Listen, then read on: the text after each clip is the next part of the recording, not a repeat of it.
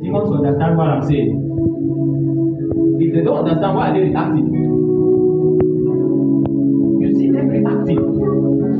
Going to 2016. But I have people in the church. If I had these meetings, I wouldn't grow. I tell you, if I had these meetings to sit down under somebody doing this kind of thing that I'm now doing by God's grace, this is not where I will be by now. No. It cannot be possible here. Do you people really desire to do these things at all? Or you just camouflage that advantage and then you go and sleep you some more, You think I wake up from sleeping? Those of you who have been close to me, that's why you should let me alone, because the moment you begin to demand too much attention from me, that's where the problem is. It should be a concern to you if you sit together with me like this for 5 hours and we have not yet started praying. You should be concerned. You should check my cupboard whether there are skeletons inside, because when does this man take that kind of power that he demonstrates in every service? After having it, we have eaten together, we are together all this while and he may be praying. When does he pray? You should be suspicious when you stay around me for long and realize I have not yet even prayed. You should be wondering you where this power comes from.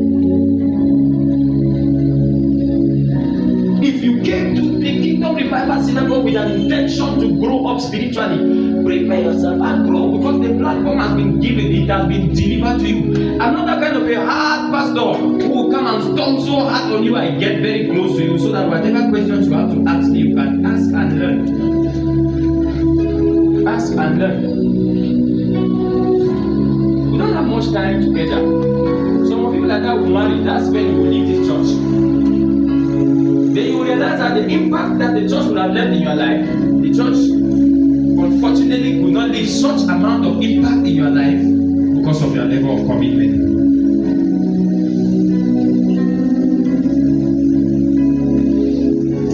I came here and the last session of impartation that I did for the prophetic ministry, I then told you people that I will be in church and be praying some kind of prayers. But I would like you to assemble yourselves and come for those 3 days. Let me instruct you on how to use your gift. Now that it has come with signs, it came with proofs that now it is present. And so I told you that now that you have had the signs and symptoms of the presence of that gift, gather yourselves and come and sit down. Let me now teach you on how to use your gift. I didn't see anybody. I was here alone, praying all alone by myself. The following day, I was still here alone, praying all alone by myself. That's when I knew that you people are not that serious. I stopped.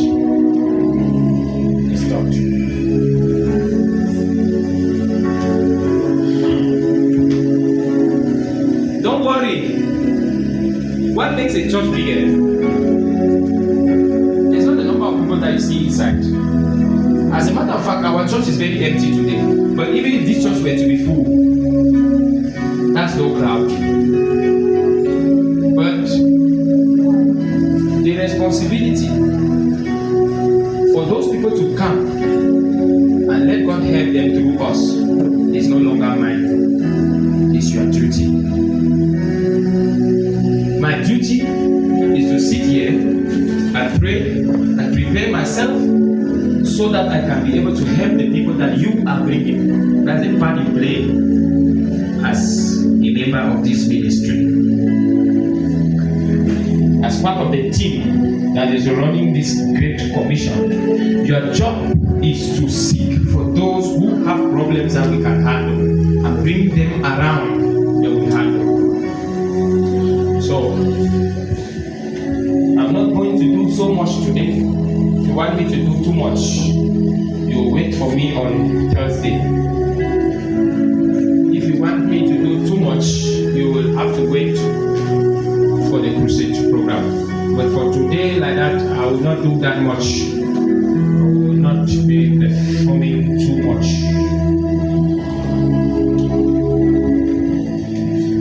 Yeah.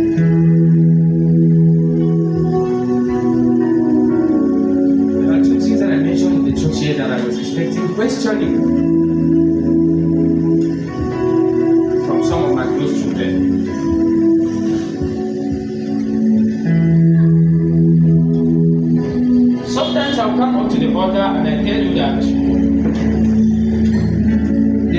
you see me do now, I'm not the one doing them anymore because there are 4 different persons who are assisting me do these things that you see me do. 4.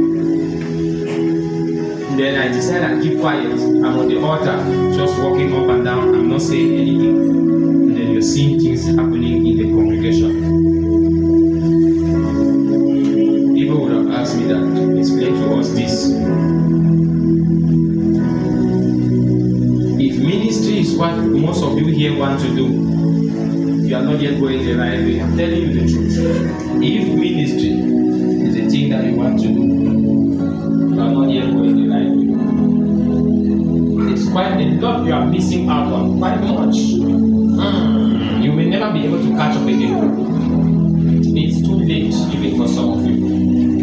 So if you have to catch up now, you might fulfill part of your assignment, but no longer on. Give time to the things that I teach you in the church here.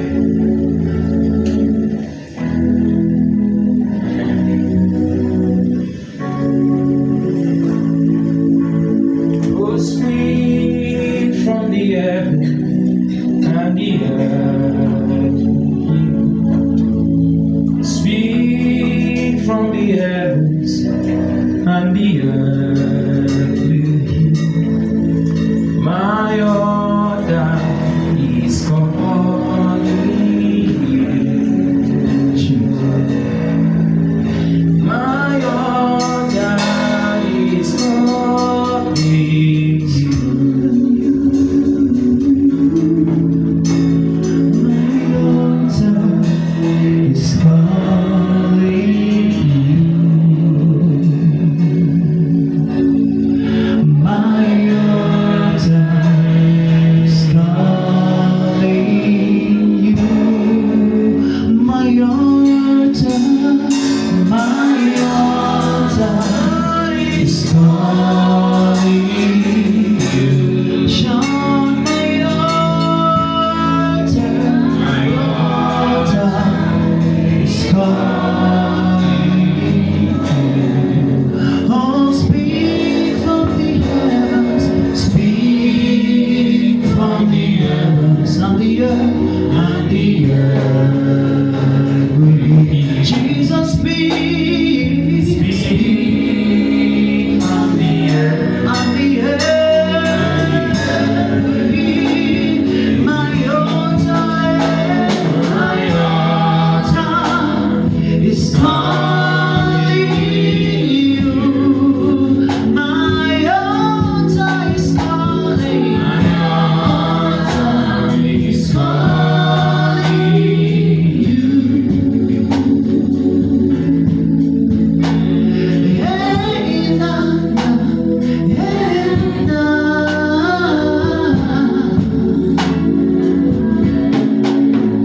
Hey, na, na, hey, na.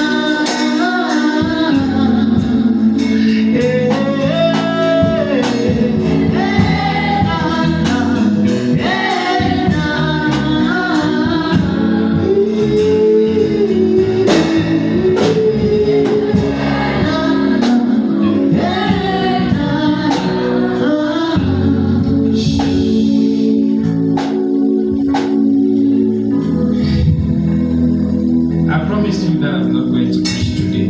I already promised you that. What you will help me do now is that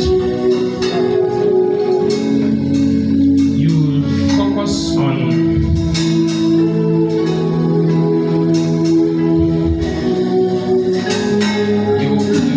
you will focus on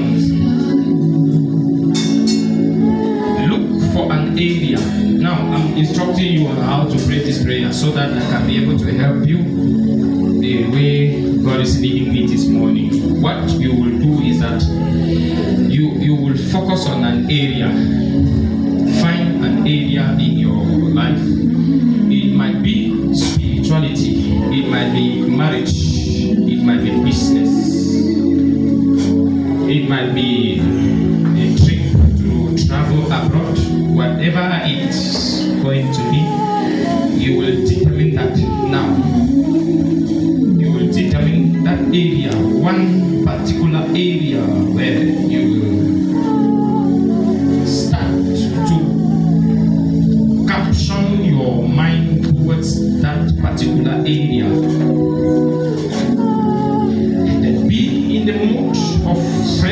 so that you will ask the Holy Ghost to help you in this particular event. This thing that is going on in my life is not attractive. I don't like it. Then you will pray, sincerely present that problem. I have to tell you and announce to you that there are 4 persons. I keep telling you this every day. There are 4 persons. 4 different personalities that are helping me in this process. They're helping me in this process. So while you focus on yourself and you are praying and you are asking for God's help in your life, over your ministry, over your family, asking for His intervention in your marriage, in your finances, or wherever your focus is going to be, what you will experience might be strange, but you will have to free up yourself and allow the Holy Ghost to operate on you right then. I already told you since the other day that today like this, I'm not going to be preaching to you. You know, when I tell you that I want to preach now, I will preach. But from this day, I want to help you. You don't, most of you, the problem is that most of you, you now know what prayer looks like, but you don't yet know how God answers the prayers. I'm leading you through, so we should go together into these areas so that you know how these prayers get answered when you start praying. When you start praying, you should know. I want to practically go along with you on how I personally do my prayers. Some of you pray in tongues. The problem is you just pray, you just enjoy the tongues, you just want to be saying things. But it's as long as the saying of the things is concerned, your mind has to remain focused. If you pass here again, you just remain where you are. You will not have to distract me so many times like that. If you are speaking in tongues, you are praying a certain prayer in the Holy Ghost, your mind should not even be on what you are saying. Your mind has to be on the thing you are praying for.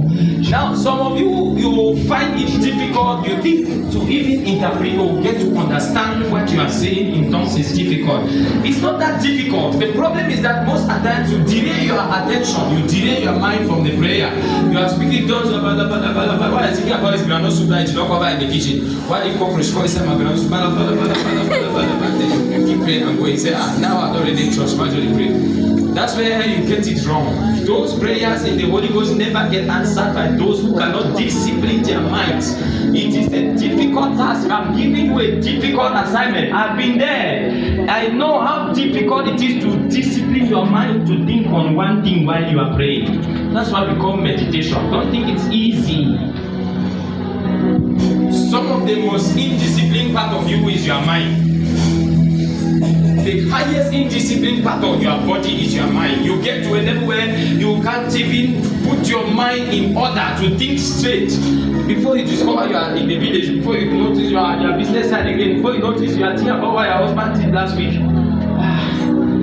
How do we boil down this mind to this prayer? That's why I always tell you every time that before you even go ahead to start praying, what you have to do is to shut down your mind. Close down your mind. I know the next thing you are going to ask me now is close down your mind. How? Well, just sit in a relaxed position and then you take a deep breath. Stop thinking. That's difficult to do also, right? So it's not hard to stop thinking. But stop thinking means that think only on the parts that you are praying for. Allow your mind to be within the range of the things that you are praying for. Try to discipline. Keep on trying it. It's a practice that when you keep on repeating it, keep on trying it, your mind will align. Your mind, your memory will align. Then you will get to your subconscious, where each time you want to start praying now, your subconscious is already aware that this time around you are supposed to be focused. It's a practice, not sports, where you get opportunity to do until you become used to, until you become firm in thinking straight. If you think it's easy for you to discipline your mind to think on one direction, try it now. You realize that your mind is jumping up and down. It's jumping up and down. That's the most indisciplined part of you. But in this kind of a prayer, you will have to focus your mind, your attention on one particular direction. Then you will pray towards that direction. What you have to do is present a request to God. Then you express how this problem is. Somebody died. When when I gave a prophecy in this church. Where is Mark? I gave a prophecy in this church when your sister came with a black dress. And I was surprised that when she came back to me, she said that the black dress is a dress that she bought. Because that day I was prophesying to people, what I was seeing on that dress was quite different from the thing that she now came back later on to tell me she was wearing. I actually thought that that was an obituary t-shirt, but the t-shirt was plain and black, just plain, nothing written on it, black.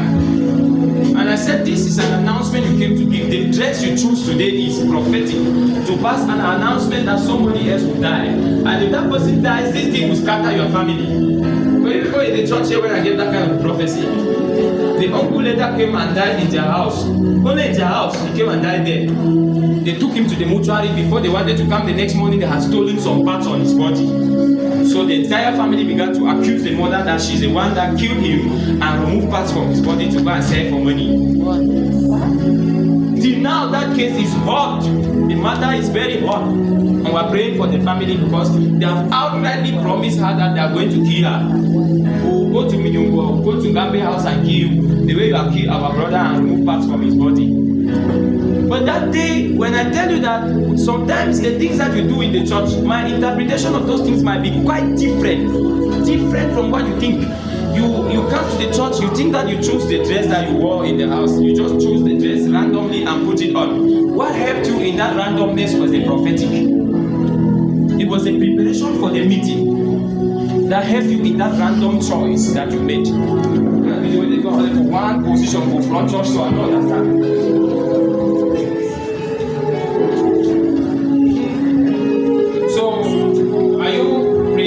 For this kind of encounter now. I hope everybody you are ready. Just stay where you are, lift up your right hand.